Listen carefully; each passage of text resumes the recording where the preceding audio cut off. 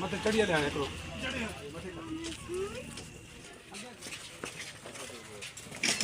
अस्सलाम वालेकुम दोस्तों, जिए संदो जिए लतीफ़ जी बोली जिया तो असां लाइव अॼु आया हुआसीं भाउ शौकत जे घर जे तमामु तबियत नासाज़ हुयसि। ख़ैर असां 2 कलाक बाबा तक़रीबन अॼु लॻी विया असांखे हॉस्पिटल में।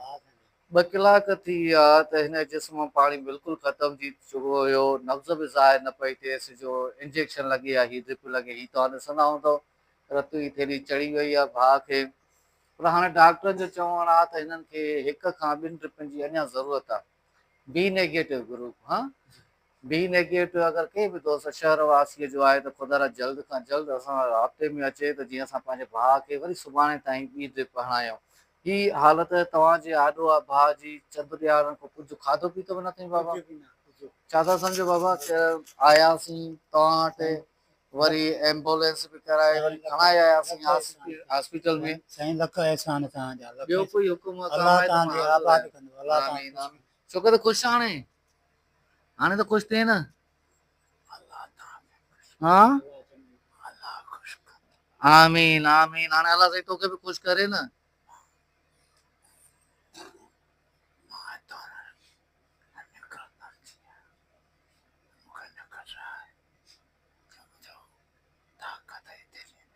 मां ताक़त जी बि थैलियूं हणाईंदुमि, सभ खां पहिरियां रत जी थैलियूं 2 चढ़नि, ठीकु आहे, उन खां पोइ ताक़त जूं हणाईंदासीं। डॉक्टर सां सलाह मशवरो करण खां बग़ैर न कंदासीं।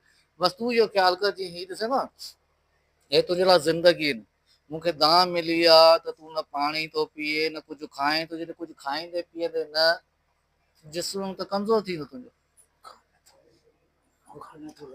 नथो हले न हले बि खा, कुझु न कुझु खाइणो अथई। ॾिस हिन महिल तुंहिंजो शफ़क़त जो सायो तुंहिंजे बचड़नि जे मथां आहे, वेठो आहे न उन्हनि सां। हा त मां चवंदोमांइ जेतिरो थी सघे न वणई बि ख़ुदा पंहिंजे बचनि जे ख़ातिर 2-3 गिरा खा, ठीकु आहे न।